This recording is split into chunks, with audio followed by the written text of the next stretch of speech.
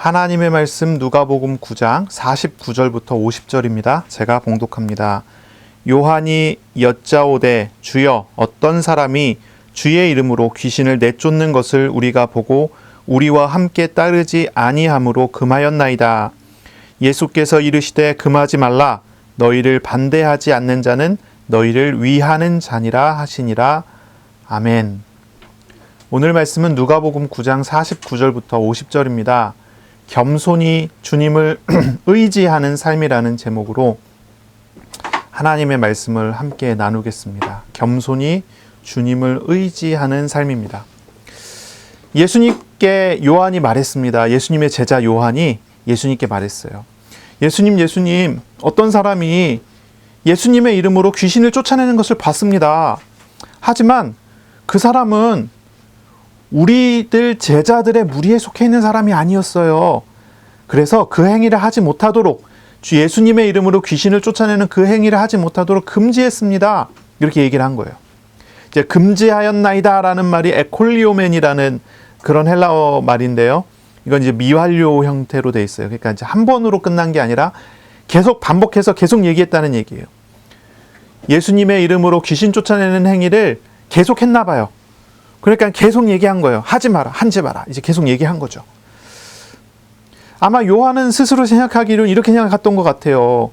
우리들은 예수님의 공식적인 진짜 제자고 저 사람은 예수님의 제자가 아니다라는 생각을 한 것 같아요. 그러니 예수님의 제자인 자신들은 예수님의 이름을 권위를 사용할 만한 그런 사람들이 된 것이고, 그리고 또한 예수님께서 그렇게 예수님의 이름으로 귀신 쫓으라고 하면서 파송도 하셨잖아요. 사도라고 하셨잖아요. 자신들은 주님의 권위, 주님의 이름을 위임받은 사람이고, 하지만 제자가 아닌 다른 그 사람은요, 예수님의 제자가 아니잖아요. 그러니까 이제 예수님의 이름을 사용하는 행위를 불법이라고 생각했나 봐요. 그래서 예수님의 이름의 권위를 사용하는 것을 금지했다고 한 거예요. 그래서 여러 주석가들은 이걸 어떻게 이제 어떤 단어로 표현하냐면 당파심이라는 거예요. 당파심. 분파주의, 당파주의 이런 게 있죠. 그런 거 얘기한 거예요. 그런 의미로 평가를 합니다. 다시 말하면 뭐냐면 나와 함께하지 않으면, 우리와 함께하지만 우리 편이 아니다라는 그런 태도인 거죠. 여기에서 중요한 거는 뭐냐면 이제 그 사람이 제자들과 함께하지 않는다는 말이에요. 예수님과 함께하지 않는 게 아니라 제자들과 함께하지 않는다는 말이에요. 이제 마태복음 12장 30절에 보면 이런 얘기를 하시거든요. 예수님께서 말씀하시기를 예수님과 함께하지 않는 사람은 예수님을 반대하는 사람이라고 했어요. 예수님과 함께하지 않는 사람은 예수님을 반대하는 사람. 그런데 이 사람은 예수님과 함께하지 않는 사람은 아니에요. 멀리서 하나님의 말씀을 듣고 예수님의 말씀을 듣고 예수님을 멀리서 보고서 영접하고 예수님의 이름으로 나가서 사역을 했는데 그런 일이 벌어지는 그런 사람인 거죠. 여기서 이야기하는 이 사람들은요, 예수님과 함께하지 않는 사람, 그러니까 예수님을 거절하고 예수님의 구원 사역을 거절하는 사람은 아니에요. 하지만 제자들과는 함께하지 않는 거예요. 그러니까 예수님을 대적하지 않는 거죠. 예수님은 이 사람에 대해서 평가를 내리기로 이렇게 얘기했어요. 금하지 마라. 너희를 반대하지 않는 자는 너희를 위하는 자다. 너희를 반대하지 않는 자는 너희를 위하는 자라는 거예요. 이 본문은요, 예수님 이제 제자들이, 요한이 제자가 아닌 다른 사람들의 사역을 금지시키는 그 행위에 대한 예수님의 평가죠. 예수님의 가르침입니다. 예수님은 제자의 무리를 벗어나서 제자들과 함께하지는 않지만 제자들을 반대하고 회방하지 않는 그런 사람들은 오히려 제자들을 위하는 사람이라고 가르쳤어요. 제자들을 위하는 사람이다.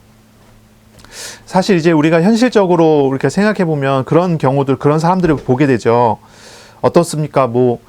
우리와 다른 생각을 가진 다른 교회 사람, 우리와 조금 다른 생각을 가진 다른 교파, 교단의 사람들.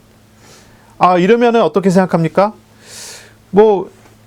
우리보다 좀 더 잘 나가면은 시기하게 되고 당파심을 가질 수도 있겠죠. 또 때로는 우리가 좀 더 낫고 저들이 못한다는 생각이 들면요, 어떻습니까? 우월감을 가질 수도 있겠죠. 우리는 좀 깨달은 사람들인데 저 사람들은 못 깨달은 사람이야 이러면서 무시할 수도 있겠죠. 뭐 그런 모습이라고 생각할 수도 있겠습니다. 그렇지만 예수님께서는 이야기하기를 저들이 무엇인가를 잘못하고 있는 것처럼 보이고 무엇인가가 잘 되지 않는 것처럼 보인다 할지라도, 그런 게 있어 보인다 할지라도 그들의 사역을 방해하지 않고 반대하지 않는다면 그것조차도 하나님께서 허락하시고 너희들을 위한, 하나님의 나라를 위한 그런 사역이 될 수 있다는 겁니다. 하나님은요, 우리 생각보다 훨씬 크신 분이에요. 우리는 우리의 생각 가지고 하나님을 제한하기가 쉬워요. 하나님은 이렇다 저렇다 해서 제한하기가 쉬운데, 하나님은 우리의 생각에 제한되는 분이 전혀 아니시죠. 우리의 생각과 판단에 얽매이는 분이 아니에요. 하나님은 악한 사람도 악한 때에 적당히 쓰시는 하나님이라고 하셨어요. 우리가 다른 사람에 대해서 판단하는 것, 다른 사람과 나를 비교하면서 우월감을 갖는다든지 열등감을 갖는다든지 하는 어떤 그런 비교의식 같은 거는요, 교만한 거예요. 교만한 거예요. 그런 비교의식 갖는 거는요, 옳지 않아요.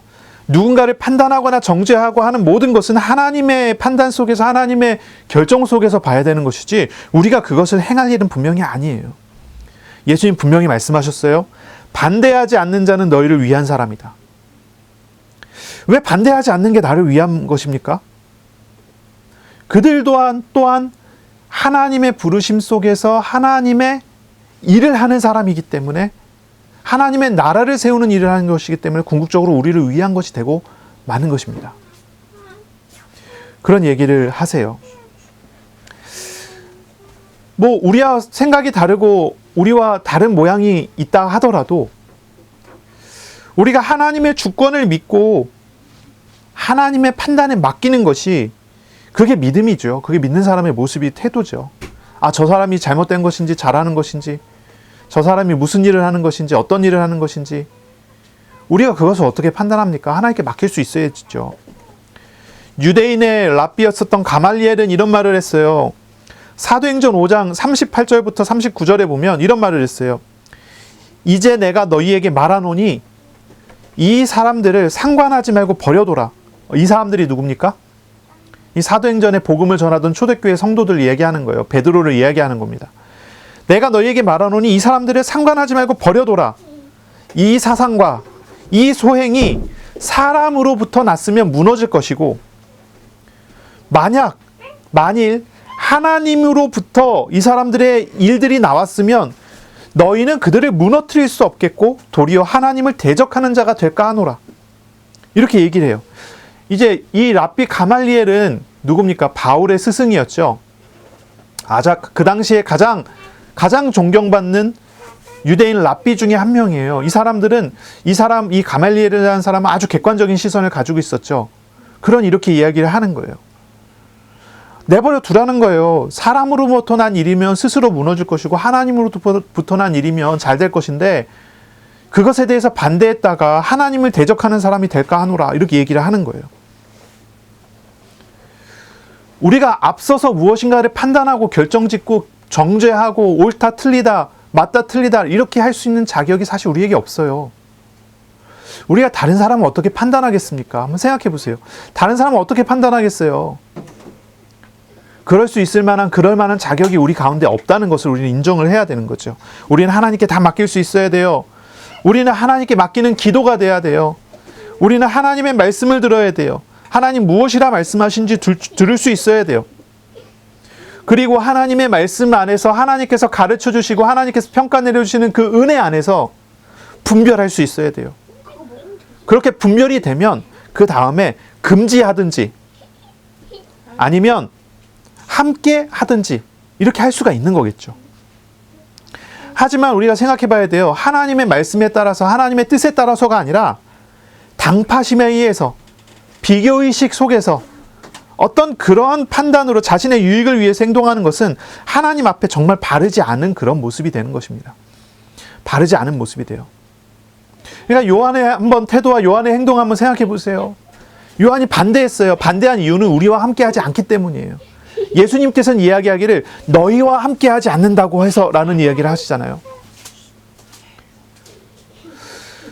그건 당파심에서 나온 이야기인 거죠. 사실은요, 요한이 좀 질투심에 그런 일을 했을지도 모르겠어요. 왜 그렇습니까? 한번 생각해 보세요. 요한과 제자들은 한 아버지가 데리고 온 귀신 들려 병든 아이를 수단과 방법을 동원해서 많은 것들을 동원했지만 치료하지 못했어요. 물론 이제 베드로, 요한, 야고보는 변화산에 올라가 있었지만요. 다른 제자들, 9명의 제자들이 아무리 노력해도 되지 않았던 거죠. 하지만 이 사람은 어떻습니까? 이 사람은 예수님의 제자의 무리에 속한 사람이 아니잖아요. 그런데 예수님의 이름으로 귀신이 나가는 그런 행동을 여러 번 한 것 같아요. 그러니까 당장 봐도 이 사람은 믿음이 있거든요. 제자들은 믿음이 없고요. 희한하지 않습니까? 아니, 예수님께서 제자로 부르신 사람들이 더 믿음이 있어야 될 것 같은데 제자로 부르신 사람들은 믿음이 별로 없고 제자가 아닌 다른 사람이 믿음이 있어서 막 역사가 일어나니까 금지시키는 거죠. 막 이런 모습도 볼 수가 있는 거예요. 우리와 함께 하는 사람이 아닌데, 우리 교회에 함께 하는 사람이 아닌데 우리 이웃교회에서 막 기적이 일어나고 역사가 일어나고 하나님 이들이 막 나타나요. 우리는 믿음이 너무 없어갖고 책만 듣고 있는데 저들은 막 역사가 일어나요. 그러면은 그걸 보면서 같이 박수 쳐주고 하나님께 영광 돌려야 됩니까? 아니면 그걸 보면서 깎아내려야 됩니까? 한번 생각해 보세요. 나는 바른 걸 따라가는데 잘 안 되는데 저 사람 조금 이상하게 하는데 좀 된단 말이에요. 그럼 어떻게 할까요? 한국교회가 지금까지 쉽게 해왔던 방법 중에 하나가 이단 만드는 거였어요. 저 이상한 논리를 가지고 역사 일어났으니까 저 하나님 역사 아니다, 이런 식으로. 이게 질투하는 거예요. 이게 이제 비교의식을 갖는 거죠. 당파심을 갖는 거예요. 그러나 예수님 말씀은 분명하죠. 뭐라고 하죠? 하나님의 나라를 위해서 일하는 것들이 우리와 함께하지 않고 우리의 생각과 같지 않다고 해서 그것이 틀렸다고 얘기하지 말라는 거예요. 금하지 말라는 거예요. 오히려 그것이 우리를 위하는 일이 된다는 거예요. 하나님의 나라를 세우는 일이 될 수 있다는 거예요. 만약에 그들이 정말로 잘못돼서 했다면 그들이 그렇게 하다가 스스로 무너지겠죠. 그럼 잘못됐다라고 하는 것들을 만방에 드러나게 되겠죠. 그것도 우리를 위하는 일이 될 수가 있는 것이죠. 이것은 예수님께서 가르쳐 주시는 분명한 내용이에요. 판단하지 말라는 거예요. 비교하지 말라는 거예요. 우리는 우리의 길을 가라는 거예요. 판단하고 비교할 만한 그런 내용이 되지 않는다는 얘기예요. 또한 우리가 잘 된다고 해갖고 우월감을 갖는 것도 마찬가지로 하나님 앞에 잘못된 과정을 가는 것입니다. 요한의 당파심은요, 한마디로 얘기하면요, 교만한 것입니다. 교만한 거예요. 우리가 지난주에 제자들 사이에 누가 높은가라는 질문을 가지고 이야기를 했었잖아요. 그렇죠? 제자들 사이에 막 싸움이 일어났어요. 누가 높냐, 누가 잘하냐, 누가 크냐, 누가 작냐, 막 이걸 가지고 싸움이 일어났어요. 그걸 가지고 예수님께서 단순하게 그것에 대한 정리를 하셨잖아요. 하나님의 나라에서는 섬기는 자가 높은 사람이에요. 낮은 사람이 높은 사람이에요. 하나님의 나라는 겸손한 사람이 높은 사람이에요. 어린아이와 같이 자기를 낮추는 자가 높은 사람이라고 했어요. 금방 정리를 해주셨어요. 제자들 사이의 싸움은 어느 정도 정리가 된 것 같아요. 그 다음에 어떤 싸움이 일어나냐면 제자들과 제자들이 아닌 사람들 사이에 문제가 나오는 거예요. 이제 우리 안에서의 갈등이 어느 정도 예수님 말씀 때문에 덮어졌다면 이제 우리 안에서가 아니라 우리와 다른 그룹 간의 갈등이 일어나는 거죠. 그런 본문이 오늘의 본문이 됩니다. 예수님께서 직전까지 어린아이와 같이 낮은 지위의 사람이라 해도 하나님같이 영접하라고 했고 또 높아지려면 낮아져야 된다고 예수님께서 직전까지 말씀하셨잖아요. 하지만 제자들은 아직도 세상적인 높고 낮은 누가 더 위에 올라가고 누가 더 밑에 있고 누가 다스리고 누가 통치를 받고 누가 왕이 되고 누가 노예가 되는 것 같은 어떤 그런 싸움을 계속하고 있는 것입니다. 문제는 정말로 이 문제는 자신의 교만으로 인해 나오는 문제라는 거죠. 비교의식은요, 교만에서 와요. 열등감도 교만에서 오죠. 교만이라는 것은요, 자신을 높이려는 마음에서 나오는 거예요. 그래서 성경사전을 보니까 이런 정의를 해요. 스스로의 우월감을 마음에 품고 언제나 자기가 중심이 아니어서는 만족하지 못하는 마음의 상태가 교만이라고 했어요. 하나님을 경외하는 일은 최고의 덕이잖아요.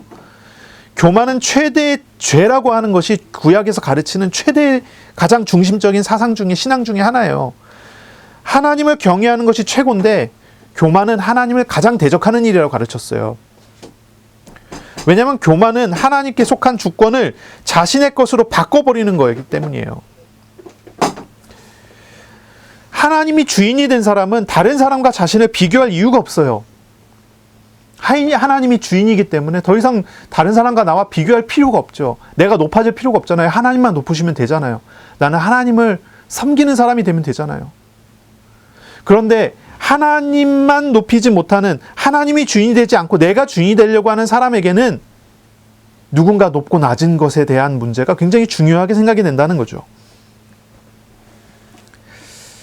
하나님의 언약의 자녀들은요, 인격적이신 하나님과 함께하게 됩니다. 그렇죠? 그리고 하나님의 시간표에 따라서 움직이게 됩니다.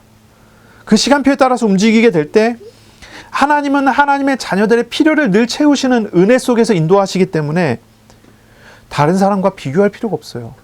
비교될 필요도 없습니다. 하나님께서 나에게 가장 좋은 것을 언제나 가장 좋은 시간표에 주시기 때문이죠. 하나님을 믿는 사람은 그렇기 때문에 하나님 따라가면서 하나님으로부터 받아 먹으면서 평안을 누리면서 살아갈 수가 있는 거예요.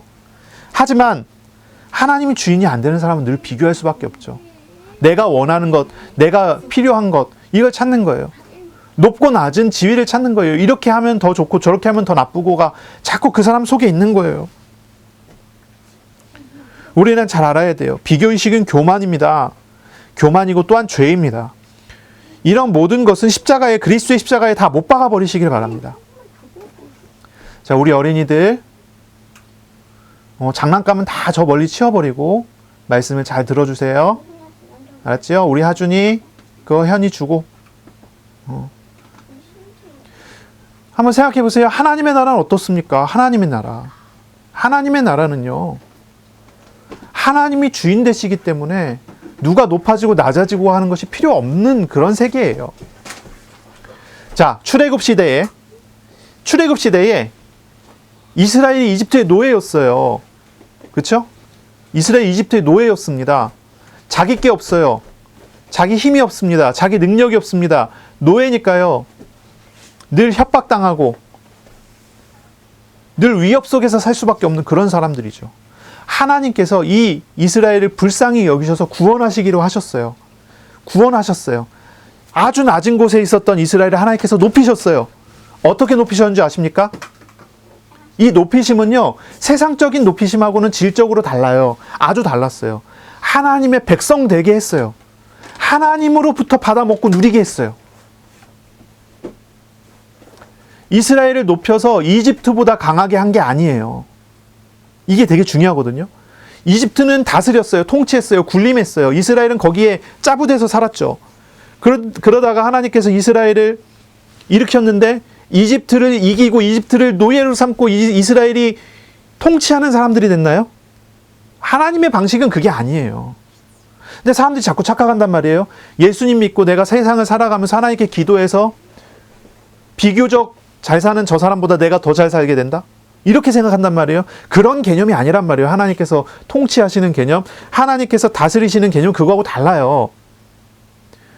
제자들이 하나님의 나라의 백성이 됐어요. 하나님 나라의 백성으로서 살아가요. 이 하나님의 나라의 백성은요, 높고 낮은 지위 속에 있는 것이 아니에요.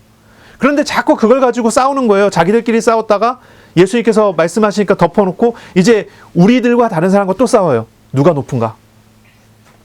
하나님 나라는 그런 개념이 전혀 아니란 말이에요.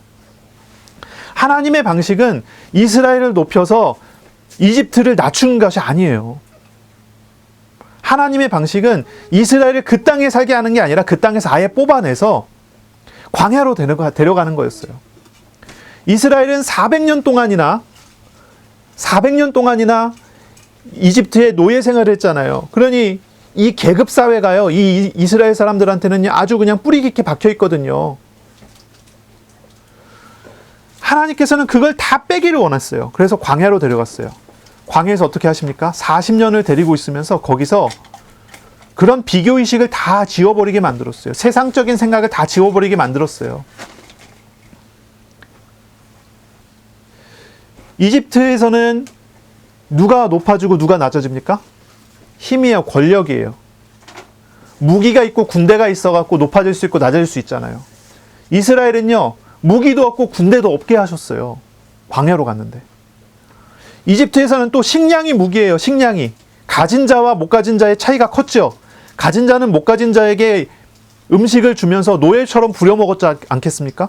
그런 사회예요. 그런데 광야로 가니까 하나님께서 음식을 어떻게 주십니까? 거기에 지도자인 모세에게도 일용할 양식, 거기에 제일 어린아이에게도 일용할 양식, 과부에게도 일용할 양식, 고아에게도 일용할 양식을 주세요. 하나님으로부터 받아 먹는, 하나님으로부터 충족하게 채워질 수 있는 은혜 속에서 살게 하셨다는 거죠. 이게 놀라운 은혜가 아닙니까? 그래서 그곳에서 40년 동안이나 광야 생활을 하면서 이스라엘이 어떤 경험을 합니까? 하나님의 나라의 백성으로서 사는 경험을 하게 하는 거예요. 아, 하나님만 바라고 살면 되는구나. 하나님만 바라보면 되는구나. 누가 위에 올라가서 누군가를 찍어 내려갖고 사는 게 아니라 하나님만 바라보면 살면 되는구나. 그러니까요, 이스라엘이 광야에서 살면서요, 그 안에서는요, 역할의 차이는 있지만 지위의 차이는 없는 그런 시기를 보내게 되는 거예요. 역할의 차이는 있지만 지위의 차이는 없는 시기예요. 모세는 하나님의 말씀을 받아서 전달하는 사람이지만 이 모세가 다른 사람보다 위에 있지 않아요. 이런 시기를 보냅니다. 이게 되게 중요한 이야기거든요. 우리도 지금 오늘날도 마찬가지예요. 누군가 어떠한 직분을 받았다 그러면요, 자기가 위에 있다고 생각하고 밑에 있는 사람들 휘두르려고 그래요. 그게 과연 옳은 것입니까? 그렇지 않잖아요. 목사는 하나님으로부터 목사의 사명을 받아서 목사가 된 거예요. 일반 성도는요, 하나님으로부터 일반 성도의 사명을 받아서 일반 성도가 된 거예요. 목사도 하나님으로부터 받아먹고 살아야 되고 성도도 하나님으로부터 받아먹고 살아야 돼요. 한번 잘 생각해 보세요. 목사가 목사를 100년 하면 하나님 됩니까? 안 돼요. 똑같이 죄 짓는 인간이고 그런데 은혜 받은 인간인 거예요. 그런데 왜 어떤 교회는 왜 성도들이 하나님을 섬기지 않고 목사를 섬기게 만듭니까? 그거는 하나님 앞에 죄를 짓는 거예요. 역할의 차이가 아니라 지위의 차이를 만들어내는 거거든요. 나는 이런 위치에 있고 내가 이런 것을 사인해갖고 결제할 수 있는 능력이 있으니까 나는 위에 있다. 이건 굉장히 교만한 거예요. 하나님의 교회에서는 그런 일이 일어나면 안 돼요. 그렇겠죠? 하나님의 나라는 분명히 예수님의 겸손으로 이루어진 것입니다. 예수님의 겸손으로 이루어진 것이 하나님의 나라예요. 주님은요, 가장 낮은 사람에게 가장 낮은 곳으로 찾아오셨어요. 하나님의 나라가, 하나님의 나라의 왕 대신 예수께서, 아들 하나님께서 가장 낮은 곳에 임하셨어요. 마구간에 말 구유에 누우셨어요. 나사렛 같은 깡촌 시골에서 자라나셨어요. 죄인과 세리의 친구가 되셨어요. 예수님을 영접하여 믿는 사람은 누구든지 예수님 이름으로 기도하여 응답받고 하나님의 능력이 함께하는 사람으로 살게 하셨어요. 그 사람이 거지였어도 예수 영접하면 예수님의 이름으로 왕된 권세를 누릴 수 있게 하셨다고요. 그 사람이 아무리 가진 게 없는 존재라고 하더라도 예수의 이름의 권세가 함께하는 은혜를 주신 것이, 그것이 예수님께서 이루시는 하나님의 나라예요. 예수님 안에서는요, 아무런 높고 낮음의 의미가 없습니다. 아무런 높고 낮음의 의미가 없어요. 예수님은 가장 높은 곳으로, 가장 높은 분으로서 가장 낮은 사람을 섬기셨기 때문에 예수님의 공동체에서는 높은 지위를 가지고 지배하고 군림하는 것은, 그거는 예수님의 가르치면 정반대되는 일이에요. 하나님께 죄를 짓는 일이 돼요. 그래서 나중에 보면 이제 신약 성경에 보면은 되게 신기한 일들이 벌어지잖아요. 어떤 일이 벌어집니까? 주인과 종이 있는데 종이 먼저 예수님을 믿었고요. 그 종이 교회에서 직분을 받았어요. 그랬더니 그 집의 주인이 자신의 종에게 섬기는 일을 보여주는 겁니다. 이 초대교회 때 일어난 일이거든요. 그 당시에 종은요, 물건과 다름없어요. 우리가 알죠? 물건과 다름없어요. 그런데 사람이 물건에게 이거 해라 저거 해라 시키는 게 당연한 거라는 인식을 가지고 있는 거예요. 그런데 그 종이, 그 물건에 다름없는 그런 종이 예수님을 믿어서 나보다 더 먼저 믿어서 교회에서 직분까지 받았어요. 그럼 나는 어떻게 해야 될까요? 그 종된 분을 섬기게 되는 거예요. 참 희한한 일이죠. 그런데 이게 실제로 일어나는 일이에요. 하나님의 나라는 어떤 곳이냐는 걸 생각해야 돼요. 군림하는 것이 아니에요. 섬기는 곳이에요. 왜냐하면 예수께서 섬기셨고 예수님의 이름으로써 되어지는 것이기 때문에 그래요. 내 것을 가졌다면 내가 그것을 휘두를 수 있겠지만 하나님의 나라에서 우리가 얻는 것은 내 것이 하나도 없어요. 전부 예수님의 것이지. 그러니 나는 그걸 가지고 자랑할 수도 없고 그걸 가지고 내 것으로 휘두를 수 있는 것이 아닌 거죠. 그러니 겸손이라는 말을 알아야 돼요. 겸손이라는 말. 물론 영적인 질서라는 건 있습니다. 영적인 질서라는 건 있어요. 요한은 착각을 했지만 요한이 가진 착각은요, 영적인 질서가 아니라 세상적인 질서를 가지고 와갖고 서로 누가 높느냐라는 것을 이렇게 이야기한 그런 착각이었지만 영적인 질서는 있죠. 예수님께서 하나님께서 세우신 질서는 있어요. 예를 들어 뭐 하나님께서 붙이신 목회자와 하나님께서 붙인 성도 사이의 질서가 있지 않겠습니까? 목사는 하나님의 말씀을 증거하게 돼 있고 성도는 그 말씀 중에 하나님의 음성을 듣고 순종할 수 있어야 되겠죠. 그렇죠? 하나님께서 모세를 이스라엘의 지도자로 세웠어요. 또 모세의 후계자로서 하나님께서 여호수아를 이스라엘의 지도자로 세우기도 했죠. 나중에 보면 사사시대에 사무엘을 세우기도 해요. 그리고 하나님께서 다윗 같은 왕을 세웠어요. 여러 지도자들을 하나님께서 직접 하나님 세우신 걸 보면 하나님이 세우신 영적인 질서라는 것은 분명히 있어요. 하지만 하나님이 아닌 사람을 높이는 것은 잘못된 거죠. 모세와 함께 하시는 하나님, 이렇게 하나님을 섬기는 거 옳은 일이에요. 다윗이 섬기는 하나님, 나의 하나님, 이렇게 섬기는 건 당연한 거예요. 그런데 모세가 하나님 대신이 된다든지 다윗이 하나님 대신이 된다든지 목사의 말이 하나님의 말씀이 돼버린다면 어떻게 됐습니까? 그거는 우상으로 만들어버리는 거고 하나님 앞에 죄를 짓는 거예요.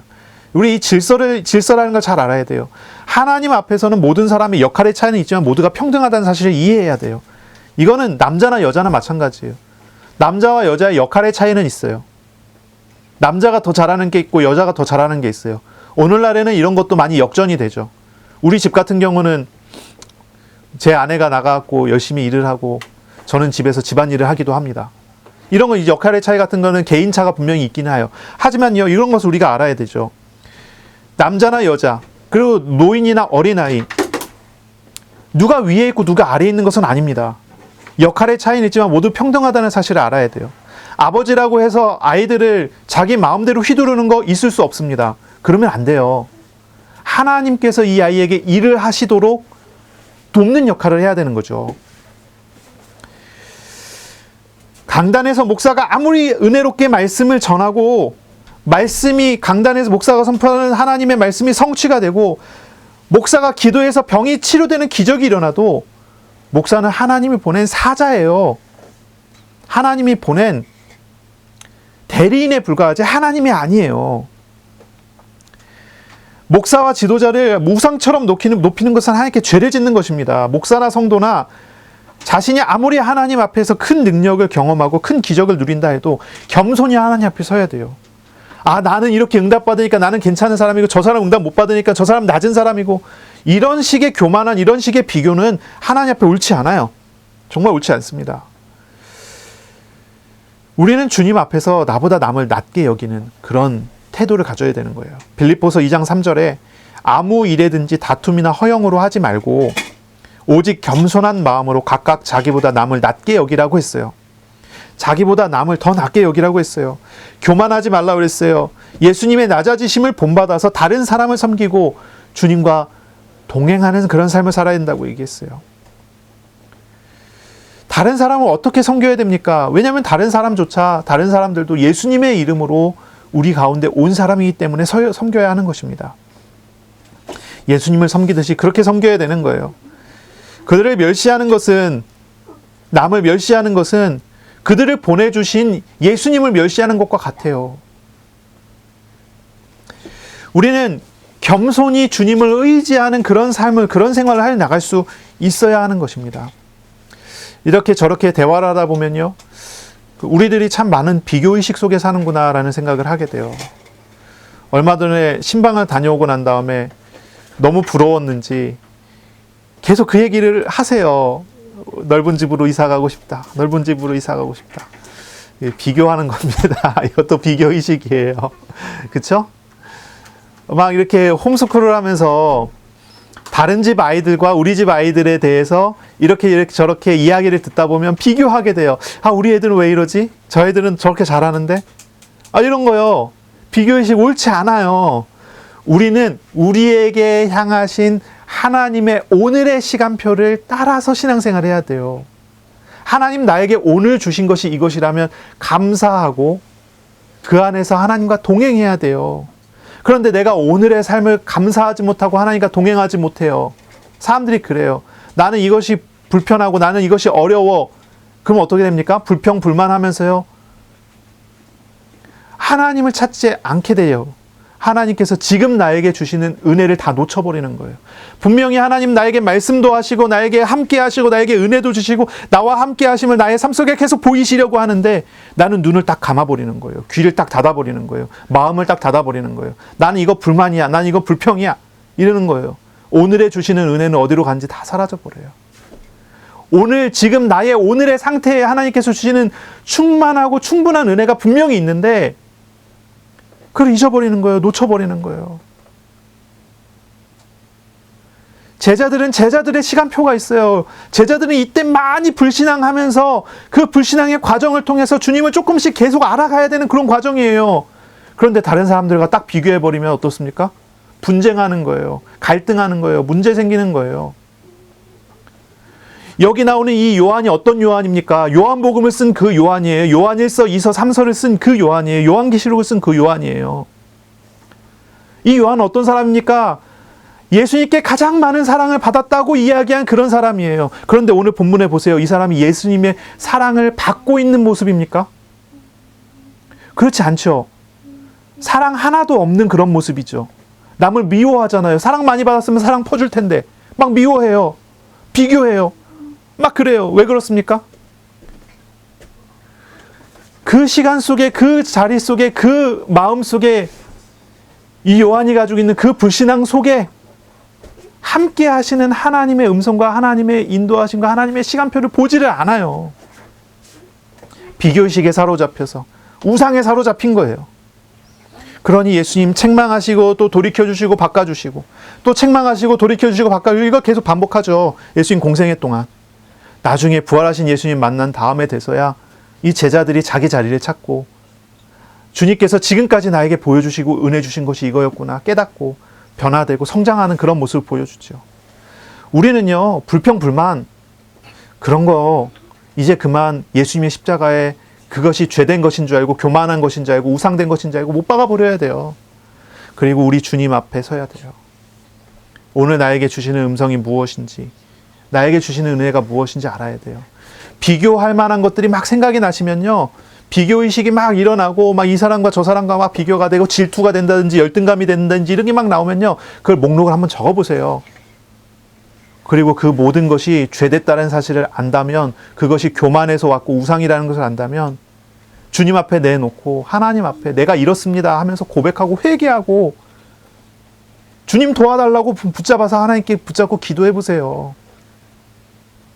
물론 그게 쉽게 없어지고 쉽게 변화될 만한 그런 내용은 아닐 거예요. 오랜 시간 동안 쌓아왔었던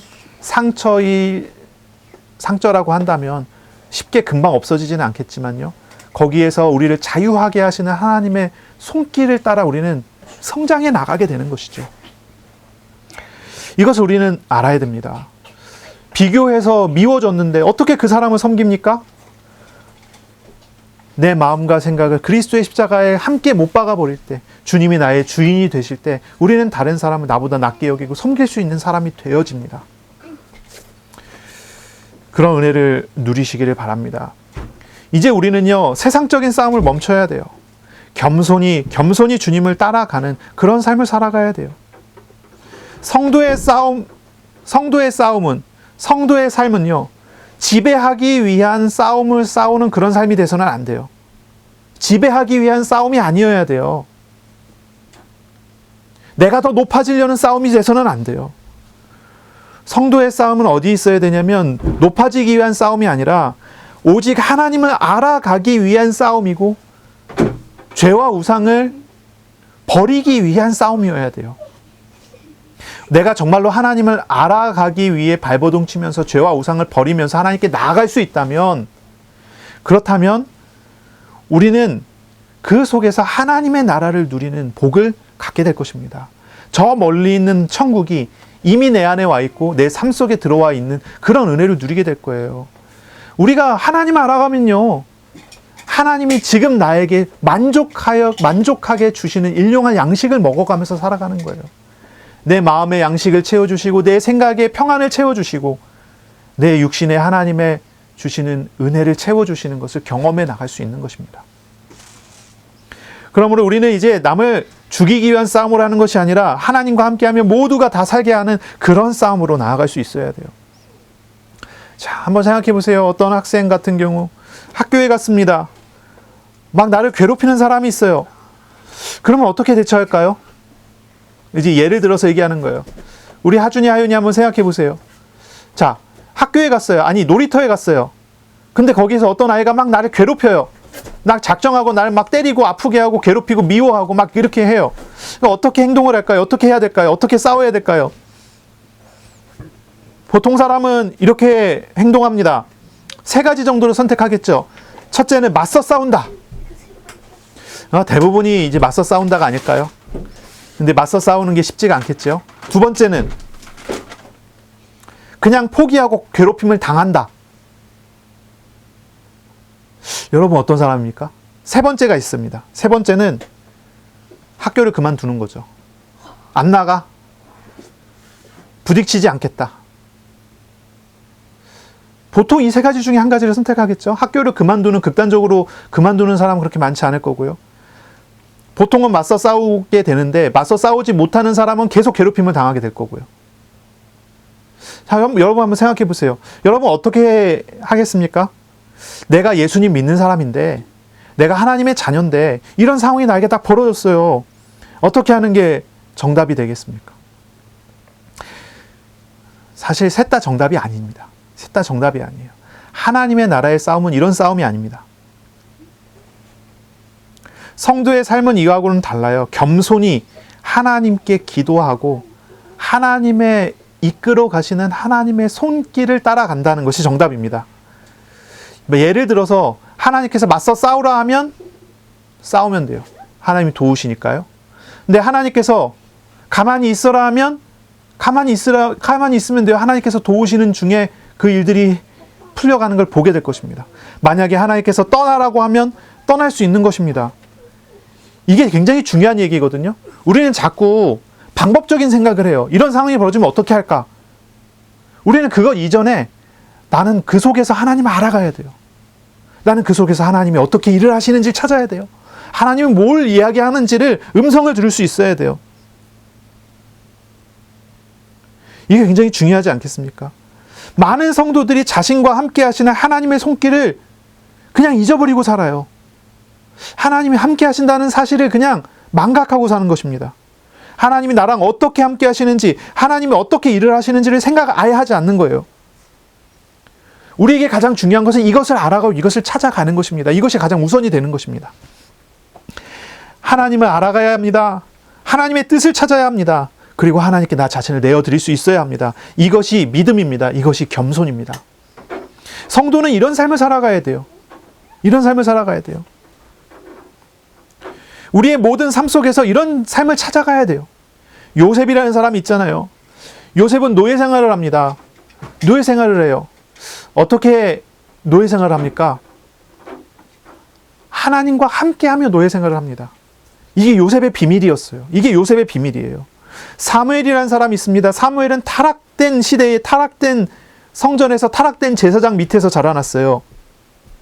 그런데 사무엘은요, 타락된 제사장이 아니라 하나님의 말씀에 순종하면서 자라났어요. 어떻게 이게 가능합니까? 환경이 중요한 게 아니라는 얘기예요. 환경이 중요한 게 아니에요. 그 사람 속에 뭐가 있느냐가 중요하죠. 다니엘 보세요. 다니엘은요, 포로 생활을 했어요. 포로 생활.